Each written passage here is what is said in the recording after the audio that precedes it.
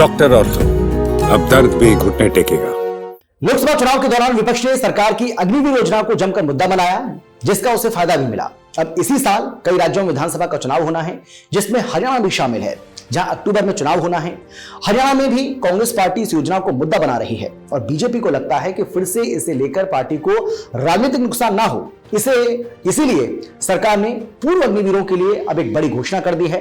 दरअसल तीनों सेनाओं में अग्निवीरों की भर्ती से जुड़ी अग्निपथ स्कीम को लेकर मोदी सरकार विपक्ष के निशाने पर है।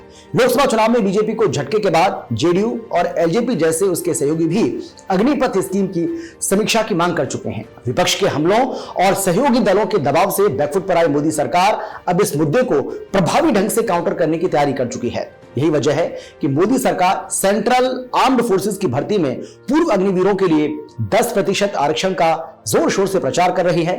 पूर्व अग्निवीरों को शारीरिक क्षमता परीक्षा भी नहीं देनी होगी और उन्हें उम्र में भी छूट मिलेगी।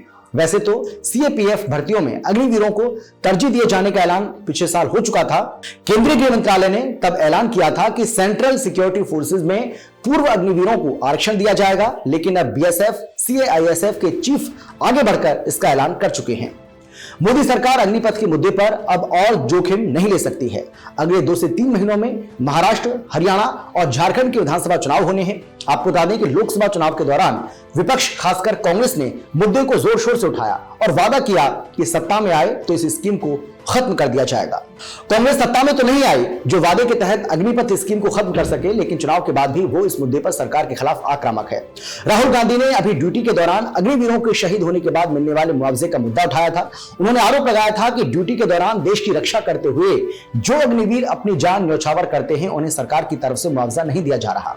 हालांकि रक्षा मंत्री राजनाथ सिंह, यहां तक कि सेना ने भी राहुल गांधी के आरोपों को पुरजोर तरीके से खारिज किया। बीजेपी ने राहुल गांधी पर अग्निवीर के मुद्दे पर झूठ बोलने और देश को गुमराह करने का भी आरोप लगाया। इसके बाद भी राहुल गांधी और कांग्रेस के तेवरों में नरमी नहीं आई।